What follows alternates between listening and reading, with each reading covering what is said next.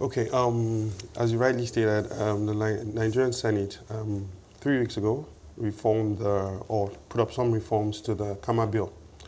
I think I should start by saying that statistics have it that about 90% of businesses in Nigeria, SMEs in Nigeria, are not registered. Okay. And that has to be because of a reason. Some of the reasons would be the high cost of registration through a lawyer. One of them would also be the delays caused by routing transactions or registrations through lawyers. And I think the Senate actually looked at that bill, realized what the bottlenecks were. I mean, if you look at 90% of your businesses, small business operating in Nigeria not being registered, that's an alarming figure. And you can only imagine how much revenue the government would derive, how much value you would add to those businesses if they were registered.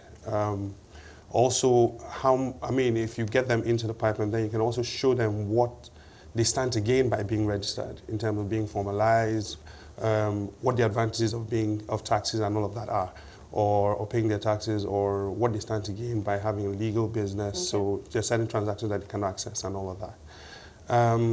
For me, I think the biggest selling point of these reforms is the e-registration bit. So what it is that you can sit down off the CAC portal, initiate a registration of your business and conclude it from the comfort of your home. Okay.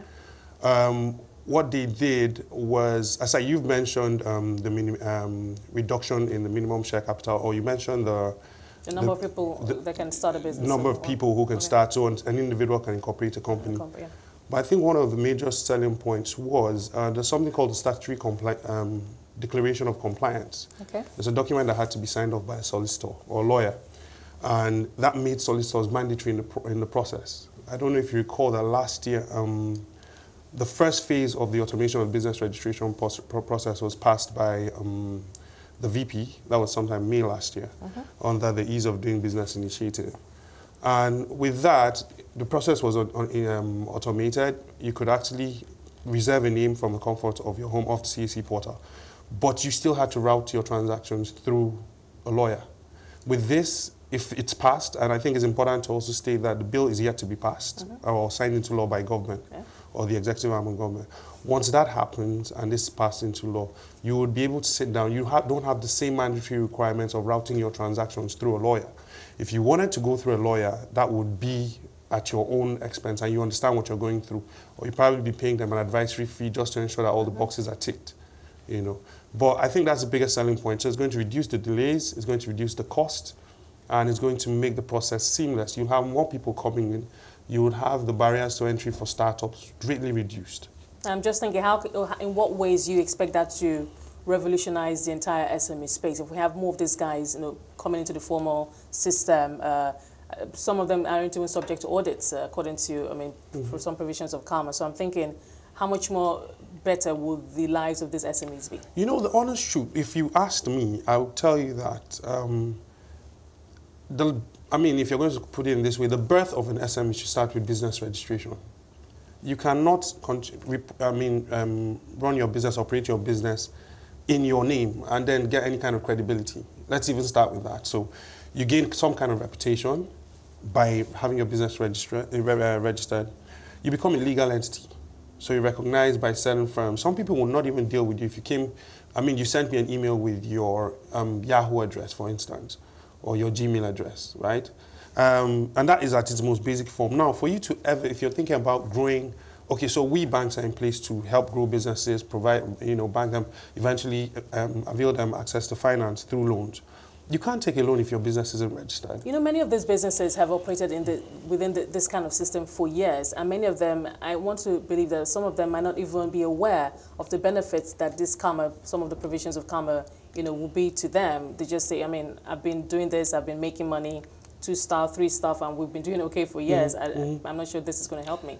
How do we get them to, for those who may not buy this idea, to get them to realize that, it's really going to help their businesses grow? The honest truth is there's a lot of work for us to do. I think we have a lot of initiatives, a lot of things in place. And there's something we like to say for us with SMEs. I think the biggest problem with SMEs is the lack of access to information. Or is it accessing information, I'd call it, or is it the fact that the SMEs don't want to go out and you know, get this information. I don't know how to put it. There's perception of, okay, it's going to be difficult if I go and ask for this or get this, or especially with the bank, they'll ask for this, bring that. And exactly. My point is we need to go out there, make more noise. So this is, I mean, for us as organizations, maybe banks, even with the government, you know, we need to create more of these, either we're going to call them capacity building initiatives, or we need to be more vocal via isn't that what isn't that part of what Diamond Bank also does, when you, especially when an SME approaches you and you take them through small business, some rules and, you know, do's and don'ts, like how to ensure bookkeeping, how to register a business, just putting them through, letting them know that it's not enough to just take a loan. How you manage that loan, the money is also important. What we even try to do is we first try to prep you qualify to take out a loan. Then we now guide you through the process. But even with that, okay, then we also have our capacity building initiatives such as our clinics, our seminars, our business clubs. We have, you know, wide, in fact, we also have something called a Diamond SME Zone, which is an online platform where SMEs can go and, you know, take up SME-related content, videos, audios, webinars. They can enjoy all kinds of, you know, benefits of that platform. But having said that, I mean, we're still limited number of people we can reach out to. And that means you need a collective effort. You need the effort of banks. You need the effort of private institutions, of incubators, of aggregators. You need the government's influence also. And I know that the government has started out with a couple of clinics. I know that started out also with the Ease of Doing Business initiative. It started out last year. And I know there have been about 5 or 6 clinics touching each and every state of the country. That's the plan. Now, we've had, I mean, let's move on. Positive macro indicators in the country. I mean, higher oil prices, the government trying to increase taxes, better forex, better external reserves. But I know that there's still, I suppose we've talked about a number of challenges. Let's move to opportunities that you see for SMEs, even in the current environment. You know, the honest truth is there will continue to be opportunities. There will also continue to be challenges. But in my view, the opportunities are more or less limitless. I would like to categorize them into 3. I mean, the digital opportunities, the access to finance opportunities, and okay, let me even elaborate on digital stuff like access to finance. You have grants from the government. You continue to, you have grants. You have intervention funds, government intervention funds. You have private sector intervention funds across different sectors. You have grants from bodies like Diamond Bank. Diamond Bank has something called the BET Initiative. It's called Building Entrepreneurs Today. And to date, it has trained about 350 entrepreneurs. Okay.